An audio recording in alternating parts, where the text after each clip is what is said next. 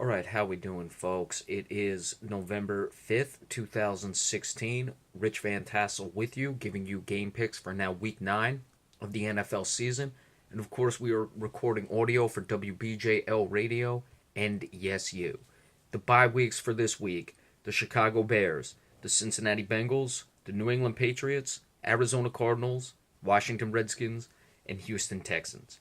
Our first game up, the Philadelphia Eagles are traveling to New York to play the Giants. Not much of a travel in that regard, just right up the turnpike. Both teams are 4-3. Eagles 1-3 on the road. The Giants 2-1 at home. Injuries for the visiting Philadelphia Eagles: Alan Barbary, guard, out. Benny Logan, defensive tackle. Taylor Hart, defensive tackle, are questionable. Camus Gruger Hill, the linebacker, is out.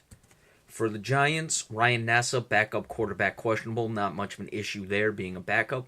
Nate Burhey, safety, questionable. Darian Thompson, safety. Kerry Wynn, defensive end, are out. Bobby Rainey, the running back, is questionable. With this game, as many games with the New York Giants, it's going to come down to whether or not Philadelphia can shut down Odell Beckham Jr. This year, 40 receptions, 630 yards, only 3 touchdowns, however. You would expect a little more from him in that regard. But certainly he's a playmaker. He's the guy who makes things happen. He's the one who runs the offense, basically. And you look at it, the Giants are heavily dependent on the passing game with Odell Beckham Jr. And, of course, there are other receivers, Sterling Shepard and Victor Cruz as well. Because their top rusher, Shane Vereen, 31 carries for 147 yards. Now, Philadelphia's running attack is not much better. Ryan Matthews, 71 carries, 272 yards, and 4 touchdowns. Carson Wentz has limited his turnovers this season, only has 3 interceptions. He's got a lot less yards than Eli Manning. Eli Manning just under 275 passes and still has under 100 incompletions, so he's playing well as far as finding completions. He has a few too many turnovers as well. Big game. The loser of this game could be in big trouble in the NFC East, depending on what Dallas does tomorrow. We'll get into that, of course, in a little bit. Giants are at home. They've won 2 straight. I think they're a better team than the Philadelphia Eagles. I think Philadelphia's 3-0 start was a bit of an aberration, and they're really starting to come back to earth. They've been 1-3 in their last 4 now. But Philly is a desperate team right now because of the aforementioned reasons. They've just lost 3 of their last 4. There's always a tough game when these two teams play, divisional matchup. Both teams that don't like each other. Travel, as we said, is not an issue in this one, and it's a difficult game for me to pick. I am going with the Philadelphia Eagles in this one. I've gone with the Giants a lot. Sometimes they've won, sometimes they've lost. I don't even know if I've picked the Giants to lose yet this season, to be honest with you. But I think for whatever reason, the Philadelphia Eagles are going to come away with the victory in this one. They're going to roll their defense to Odell Beckham Jr. to shut him down and take care of that regard. And the Giants are not able to run the ball. Carson Wentz does make enough plays, and the Philadelphia Eagles come away with the victory.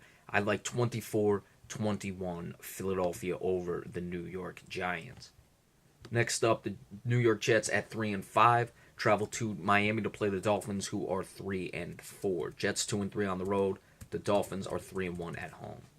Injuries for the visiting New York Jets: Bruce Carter, linebacker; Kellen Davis, tight end, are out. Nick Mangold, the center, and Brent Quavale, the offensive lineman, are doubtful.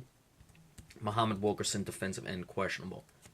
For the Dolphins, 4 listed as questionable: Laramie Tunsil, guard; Jermon Bushrod, offensive tackle; Devontae Parker, wide receiver. 3 listed as questionable. Those are all your questionables. Jordan Cameron, the tight end, is out on injury reserve, and Deion Sims, the tight end, is out for this game. Jay Ajayi, or Ajayi, however you'd like to pronounce it, for the Miami Dolphins, has had his share of 200-yard games. And you look at it, though, he's only just over 500 yards thus far this season and having 2 200-yard games. So is he going to keep this up? Were those aberrations? We'll have to see how that goes for this game. The Jets are good against the run. Muhammad Wilkerson, obviously, if he can't go, he is listed as questionable. We know what I feel about questionables. That will certainly make or break. Now, I shouldn't say make or break, but certainly be a contributing factor to whether or not Ajayi will be shut down in this game for the New York Jets. Of course, their front 7 is very good, and their defensive line especially. So we'll have to keep an eye on that. If they're able to shut Ajayi down, then the game is placed in Ryan Tannehill's hands. But you look at it, it's the same way with Ryan Fitzpatrick. Both guys have very similar numbers: 7 touchdowns, right around the same amount of yards. Completion percentage is about right there for the both of them. Tannehill's is a little better than Fitzpatrick's, but Fitzpatrick does have the 4 interceptions. So, who is going to be able to run the ball? Matt Forte has put up yards. He does have 6 touchdowns. It's taking him a lot of carries to do it, however. He's well under 4 yards per carry in this one. So, which quarterback is not going to make the mistakes is going to make the plays. That's what you have to look for in this game. I don't like those teams going down to Miami to play the game there, all the AFC East teams when they have to do it. Miami does have advantages there. However, Miami has won a few here over the last couple games, and that's why I'm going with the New York Jets in this one. They need it. Not that the Dolphins don't need it, but the Jets, I was expecting a little more from this season. Certainly, they had playoff aspirations, and they would have to get this one to continue to keep those hopes alive. I think they find a way to get it done. Fitzpatrick has been able to limit his turnovers in the last game, and I believe he will do so in this one, and Ryan Tannehill will make the turnovers in this one. I like the Jets 27-20 over the Miami Dolphins. Our next game, the Pittsburgh Steelers, they are 4-3, 1-2 on the road. They travel to Baltimore to play the Ravens, who are 3-4 and 1-2 and home. AFC North matchup in this one, of course. Visiting team injuries, the Pittsburgh Steelers. Ben Roethlisberger, quarterback, questionable. D'Angelo Williams, running back, questionable. William Gay, cornerback, questionable. Cody Wallace, center. Ladarius Green, tight end, are out.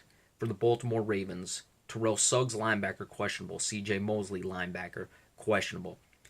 Kameli Courier, linebacker, and Elvis Dumervil, linebacker, are out. Sharice Wright, the cornerback, is doubtful. So you have a lot of storylines with the injuries. Of course, the biggest one to me, and as expected, would be whether or not Ben Roethlisberger can go in this one. That's going to be, a very important factor. If not, it's Landry Jones, and Ben Roethlisberger is one of the better quarterbacks in the league.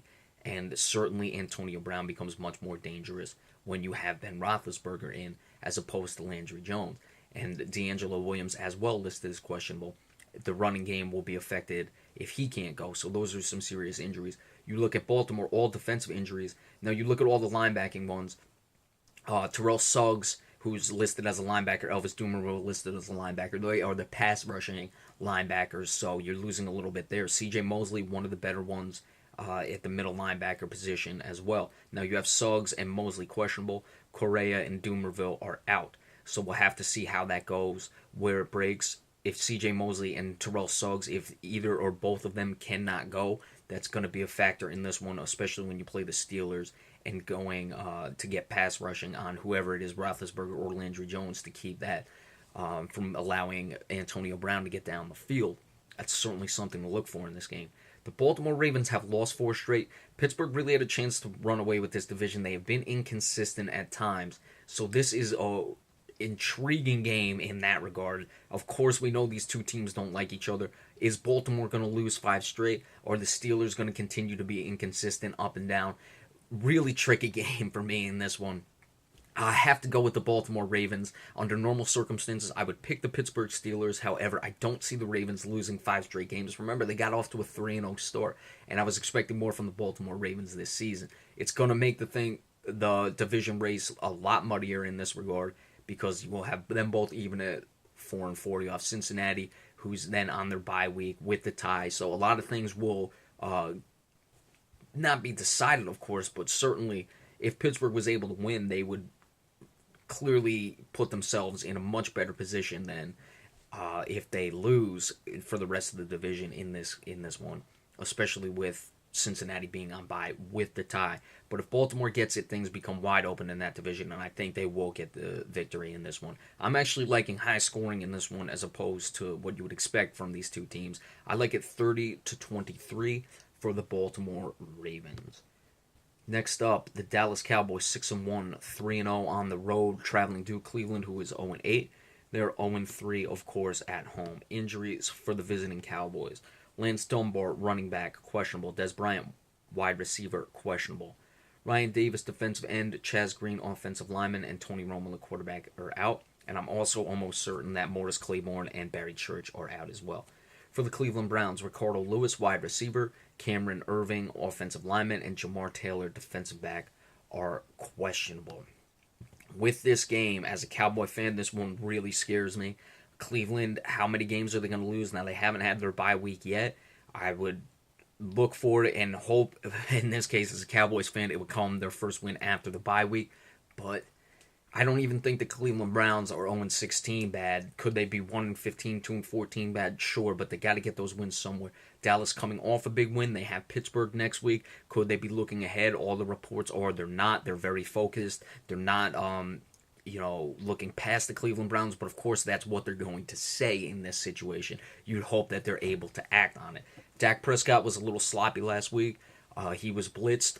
I think there's a bit of a blueprint now for teams after they saw what the Philadelphia Eagles did, blitzing him, putting him under pressure, not making him comfortable in the pocket. So that's certainly something to look for with this Cleveland Browns team. Will their secondary be able to hang up if they are blitzing a lot? Jamar Taylor may not be able to go. Joe Hayden is one of the better cornerbacks in the league.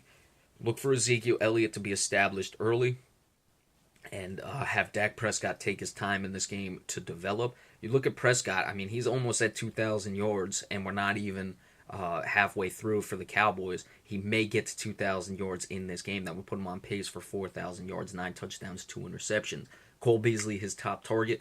Let's see if he can find him. He wasn't finding him last week against Philadelphia, especially against the blitz. He's the guy to look for. If they do blitz, the Cowboys, though, are expecting it now because they saw what Philadelphia did, so hopefully they made the adjustments. Morris Claiborne not playing.